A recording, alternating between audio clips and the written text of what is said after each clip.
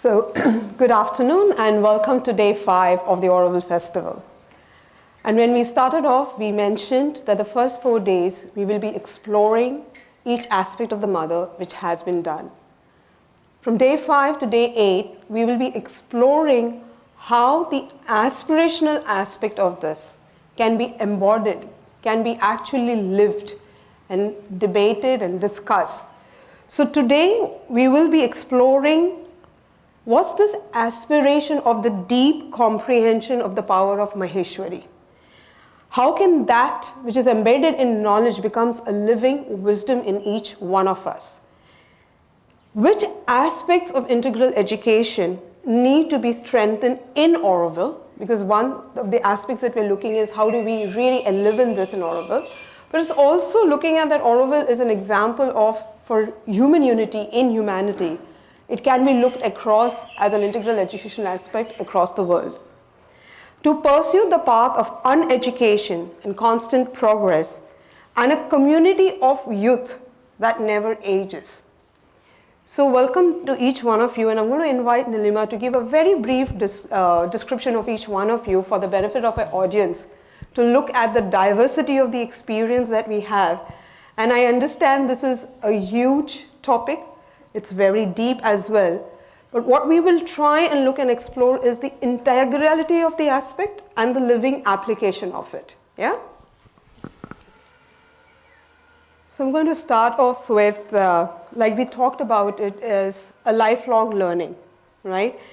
And the lifelong learning is an aspect of the sincerity in the mind, or let's say sincerity in the being. And we have explored what does sincerity really mean.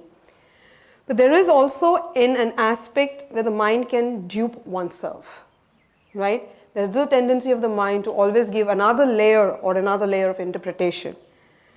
So man's nature, especially in his mental nature, has a spontaneous tendency to give a favorable explanation for everything that he thinks, feels, says, or does.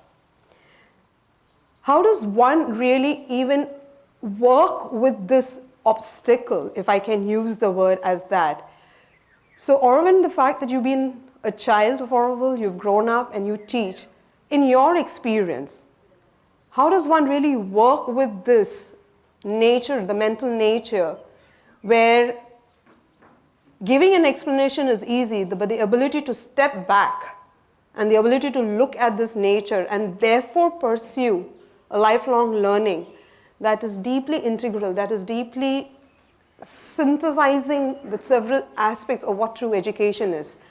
What are your thoughts or feelings or your experiences of this?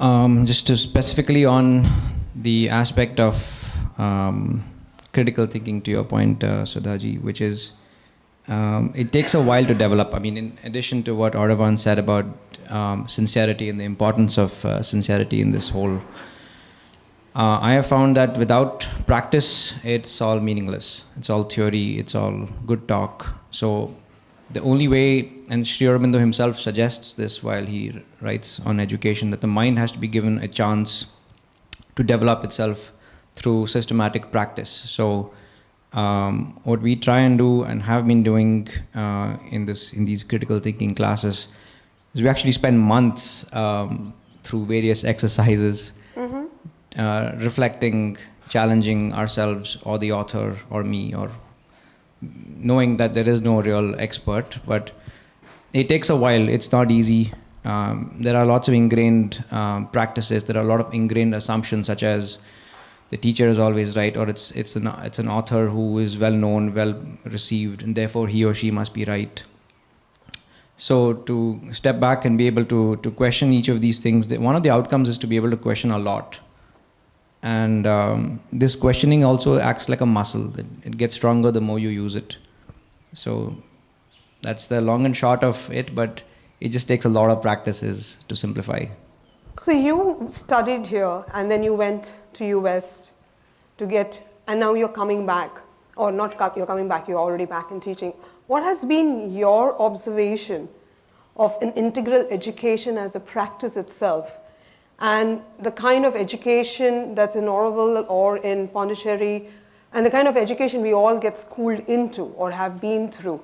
What has been your experience of that role, and what aspects does it really need, do really need to be strengthened?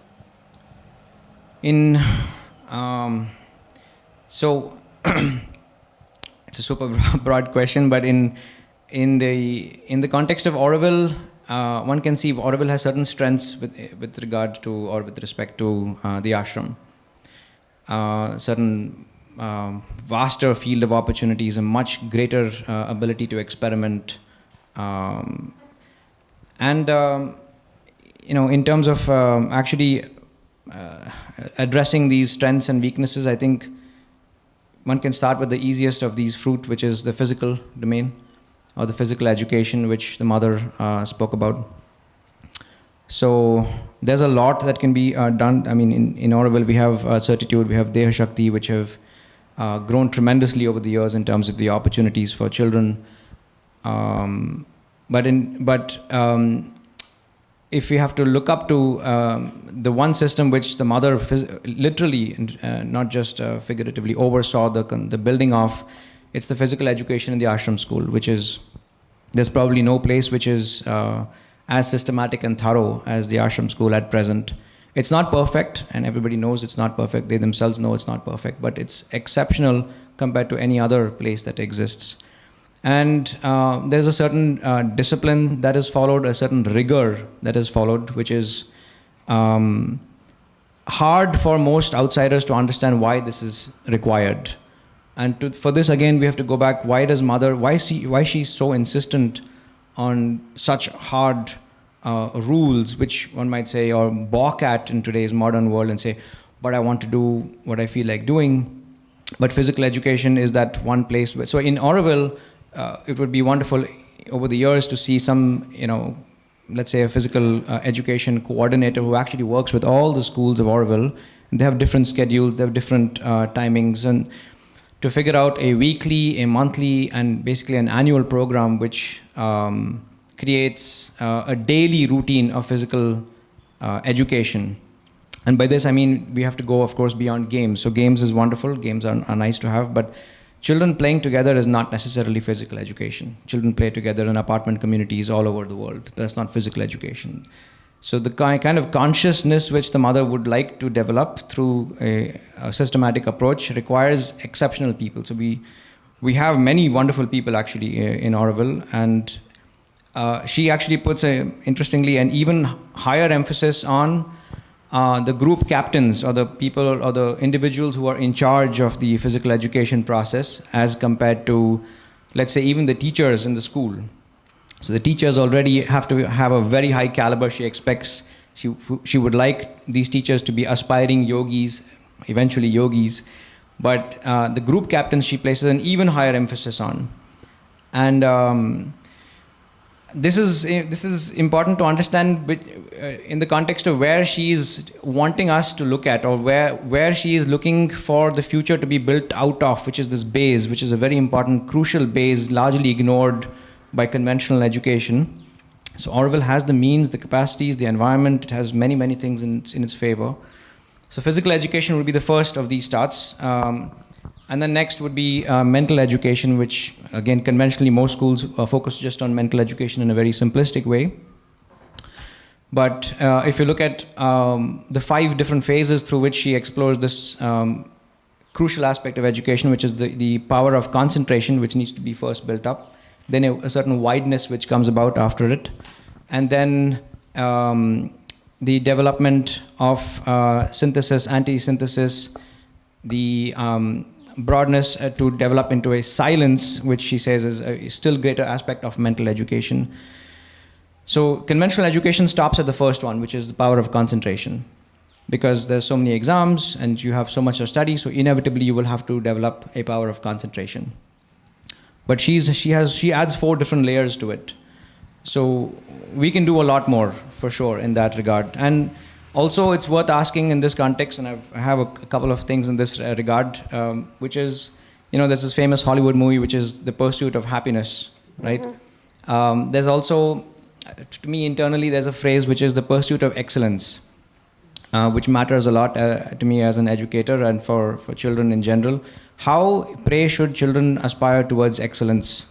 And should they, or would they look towards it as something worthwhile? And if so, how would they be inspired? Who are their role models?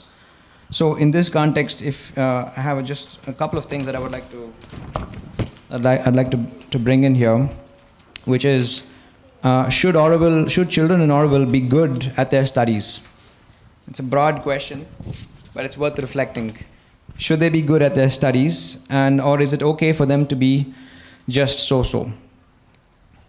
And to take a step forward, is so-so a fine outcome for the collective? Right? And can a future community, since we are building out for the next 20, what we're doing now is going to decide Auroville of 25 years later, is the future community of Auroville going to be built by so-so individuals and a few good men and women? So exceptions have always existed, but it's a question worth pondering about. And another word which is very famous in the Indian context is this word called padhaku, which is a studious type. Okay, so is it okay to be a studious type in Auroville? Is it even desirable? And these are a little bit controversial, but because generally there's a misunderstanding of this concept of free progress, that anything goes. My mother would be the last person to say, I would imagine, going by her written words, that anything does not go. There has to be structure, there has to be discipline, even within free progress. So, but here's my own personal learning from this, which matters to me, and I try and share with my students through example, which is follow the masters. So mother wrote on this concept of, is it worth being studious or whatnot? She says, at your age, I was exclusively occupied with my studies. So I want to just say that again. I was exclusively occupied with my studies, finding things out, learning, understanding, knowing. So worth reflecting on.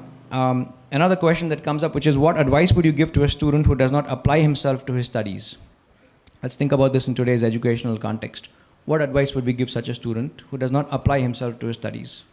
It's okay, maybe find something else, or maybe see what interests you, etc. Mother's advice: studies strengthen the mind and turn its concentration away from the impulses and desires of the vital. Again and again, she links ideas for us. Concentrating on study is one of the most powerful ways of controlling the mind and the vital. That is why it is so important to study. So should one study only when one feels up to it? Another question that we educators face. I'm sure, like I work with teenagers also. Should one study only when one feels up to it? Mother's advice: make your brain work by studying regularly and systematically. So this is very, it's out there. There's a lot that's in this context. And even to the extreme, I'll give you one final extreme example of this, which is, what advice would you give to a student who was not able to grasp new ideas quickly and not able to think clearly? So mother's suggestion here: study more, reflect more, do intellectual exercises. Literally, this is her writing. So even in the context of mental education, I feel we have a lot of reflecting to do as educators, to aim and pursue excellence in our own lives, and therefore demonstrate by way of example that it is worth pursuing for our students. But that standard has to be very high. And it's not an academic standard, it's not a number, it's not a grade on an exam, but it's just demonstrating the pursuit of excellence. I feel in every department which she set up through time, every single department, the effort was, it was not the modern or conventional 80-20 rule. It was the idea of perfection, which is, why would you do anything less than what is perfect? It just has to be perfect. There was no, it's almost okay, let's be happy with this, it's okay. It was a very, very demanding, and those who worked closely with the mother recount their stories that she would be aghast at this shoddy work being done and being passed off as, you're actually telling the mother this is fine.